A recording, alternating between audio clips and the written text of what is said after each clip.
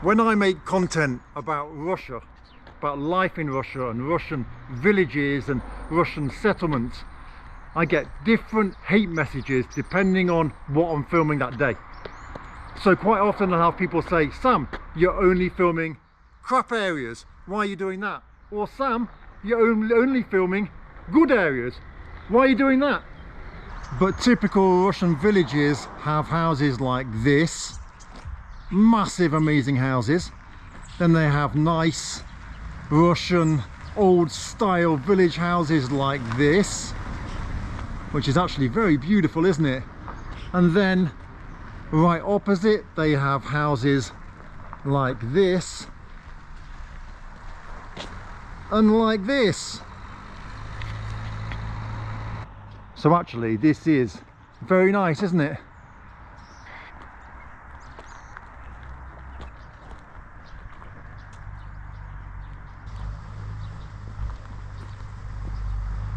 So on any given day I can be considered a pro-Putin, pro-Russian propagandist who's being paid by the Kremlin because I'm showing houses like this, or I can be considered anti-Russian, pro-American propagandist who's being paid by the CIA for showing houses like, well, this one here.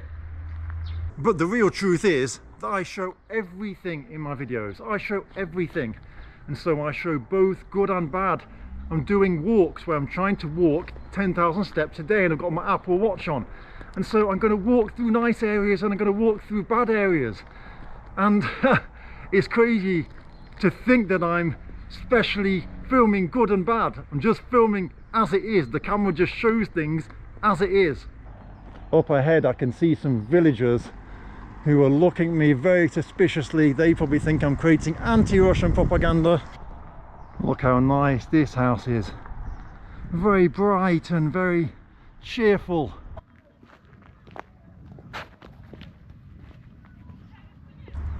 So during the Soviet Union, the people that would have lived here would have had their, well, I guess their individual plot that would have gone towards a collective farm. And you can see that they've all got these areas at the back here. There's loads of chickens and they're all still growing. Well, not growing, but they've got the livestock, and yeah, they probably are growing over there. There's like allotments and stuff going on, and it's interesting. We just got random sort of chickens running around here. This is what it's like. So it's like a village, but these are obviously purpose-built houses. The people that would have lived here would have lived and worked at the collective farm or the state farm.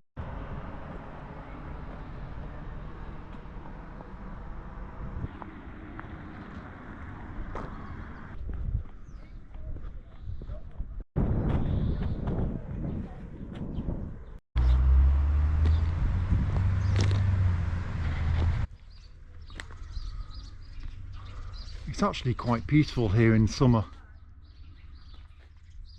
I bet in winter it's pretty bleak. I've got a cat just chilling out here. How close am I going to be able to get to? Hello. Oh. Would you like to live in one of these apartments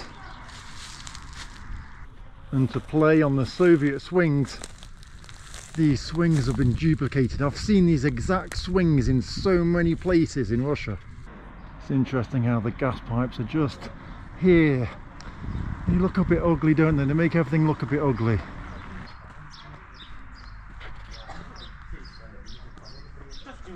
Everyone always asks me, where are all the people? There's people everywhere right now, everywhere, and I'm trying my best not to film them as I'm walking around. So there's a big state farm here. Well, there was a big state farm, and everyone that, well, would have worked at and had their own allotments too, just to kind of supplement their, well, their income, I guess. Another swing set.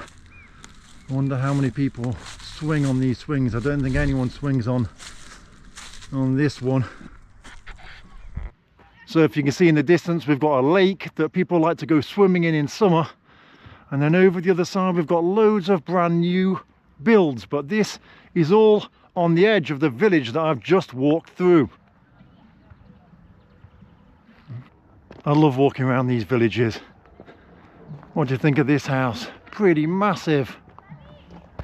As you get older, you start to worry about different things, and I think one of the things you start to worry about is death. It's not a nice topic to address in a video, especially when my channel is not about that at all. It's all about life in Russia, right?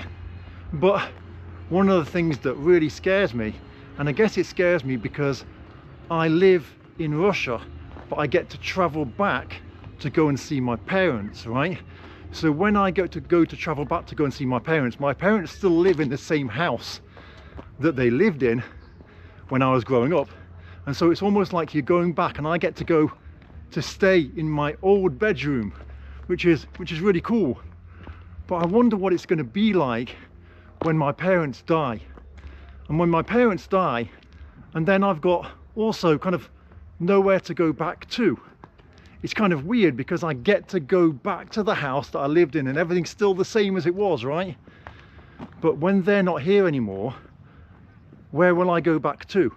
My brothers and sisters, they all live in different places, and it could just be really weird to go back to the UK, but kind of think, well, where am I going, right?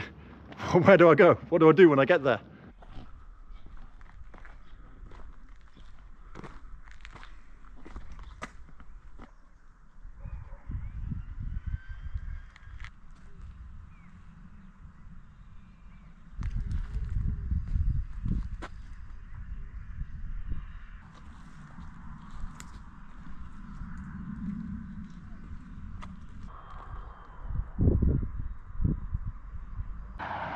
And so you can see this road, well, they've put a gate here, which is interesting because it's really not legal.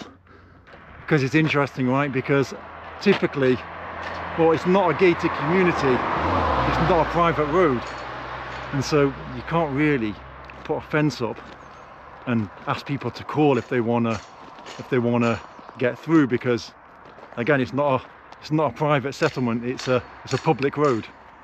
Look here, we've got a nice little map of the road, and what I like about these houses here is right at the end of the road we've got the lake.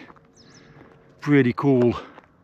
So I didn't walk through the last fence because I was thinking I might get trapped inside if they close it, but this one you can just walk around it, and in fact this fence hasn't even got any fence in it, so I'll be fine going in this road. So I watched a video on YouTube which was the 20 or the 21 things that dying patients say on their deathbed based on nurses that work in a hospital, and it was pretty shocking really, and pretty eye-opening. Until that point I'd never thought about a bucket list. Life's one of those funny things. You always think about, well, I'm going to do this when I'm older, I'm going to do that when I'm older. But what happens is life goes by and you don't do the things you want to do. And it's really made me put life into perspective and to start writing down and actually making a bucket list of the things that I want to do. Instead of saying I'm going to do it next year, I'm going to do it, you know, when I've done this or I've done that. I'm making a list of things that I want to do that are important to me in my life as constant kind of things that I want to achieve and do, and then things that are kind of like global, maybe places that I want to visit and things like that.